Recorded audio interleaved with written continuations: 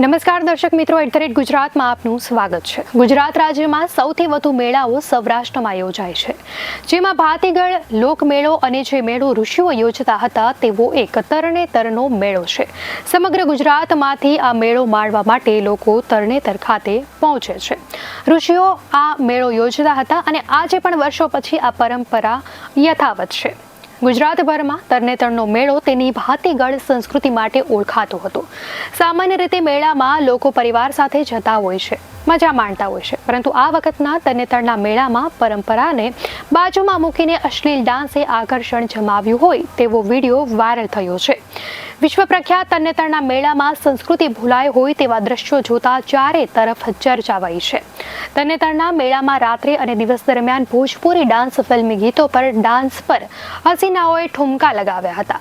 હાલ ઇન્સ્ટાગ્રામ સહિત social media ઉપર આ તમામ વિડીયો વાયરલ થતા સવાલો ઉઠી રહ્યા છે। મોતના કુવાના જાહેર મંચ પર ડાન્સ કરતી ડાન્સરોને જોવા માટે મોટી સંખ્યામાં લોકો ભેગા થયા હતા। આટલું જ નહીં, જાણે કોઈ મુજરા ચાલી રહ્યો હોય તેમ યુવાનો ડાન્સરો પર રૂપિયા ઉડાવતા અને તેમના તાલે ડાન્સ કરતા પણ દેખાયા હતા। મોતના કુવાની બહાર 3 યુવતીઓ ઠુમકા લગાવીને નાચી રહી હતી અને યુવકો તેમના પર પૈસા ઉડાવી રહ્યા હતા। આ વિડીયો વાયરલ થતા સુરેન્દ્રનગરના ઇન્ચાર્જ કલેક્ટર રાજેન્દ્ર ઓઝાએ ખુલાસો કરતા જણાવ્યું કે જિલ્લા વહીવટીતંત્ર દ્વારા આવી કોઈ મંજૂરી આપી નથી। ભાતીગળ સંસ્કૃતિને જોખમમાં મૂકનાર સામે પગલાં લેવામાં આવશે। પ્રાંત અધિકારી ચોટીસને સમગ્ર મામલાની તપાસ સોંપવામાં આવી છે।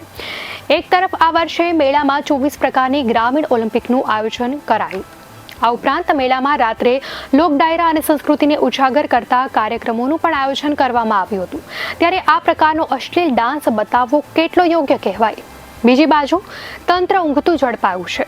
આ મેળો પૂરો પણ થઈ ગયો, પરંતુ તંત્રએ આની નોંધ લીધી હોય તેમ લાગતું નથી। દર્શક મિત્રો, આ અંગે આપની શું પ્રતિક્રિયા છે? ચોક્કસથી જણાવશો।